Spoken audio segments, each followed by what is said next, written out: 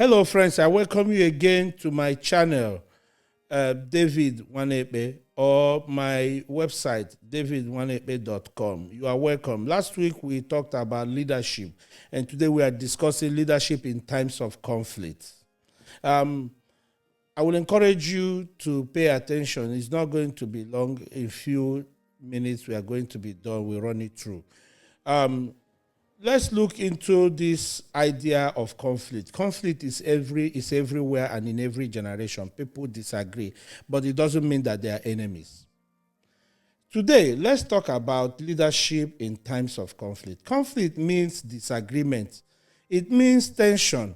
It can happen anywhere, in families, in churches, at workplace, in our community, and even between nations or even brothers. Even church leaders can sometimes conflict. Now, conflict is not always bad. Sometimes it shows the people are deeply about what they believe in. But how a leader handles conflict can make it bad or make it worse.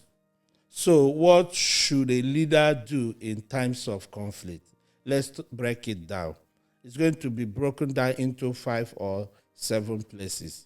First, stay calm when there is conflict. When people are upset, they look to leaders for stability.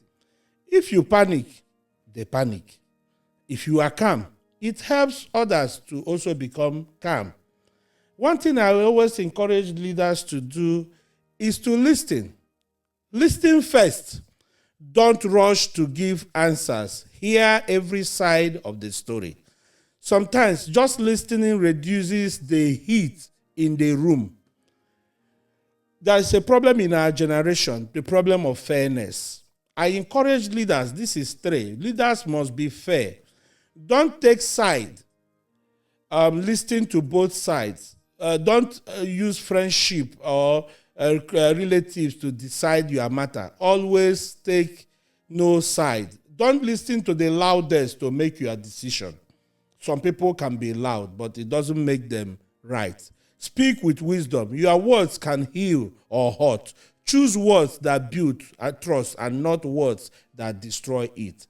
Be sure that you are not destroying anyone by your decision. Bring people together. Remind everyone of their bigger picture, the mission, the vision, and the shared goal. Conflict shrinks our focus. Leadership widens it again. Above all, we are Christians. You cannot handle conflict without prayer.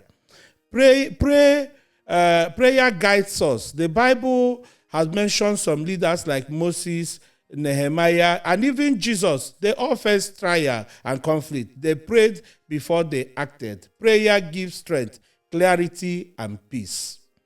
7, act with courage. Don't be that leader that has no courage. Sometimes you will have to make a decision that everyone will not like. If it is right or wrong, stand by your decision and make sure it is right. Do not walk according to the people's pretense or dictates. Stand where you are. Aim for peace. Your really victory is not to win anyone. That is not the end goal of resolving conflict. The end goal of resolving conflict is to reconcile and not to humiliate. Be careful not to humiliate anyone in the process of making peace. Friends, remember, this in times of conflict, people will always forget some of your words, but they will always remember how you made them feel.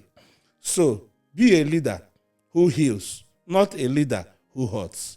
Thank you for listening. I'll see you again next week on leadership. God bless you. Have a wonderful day.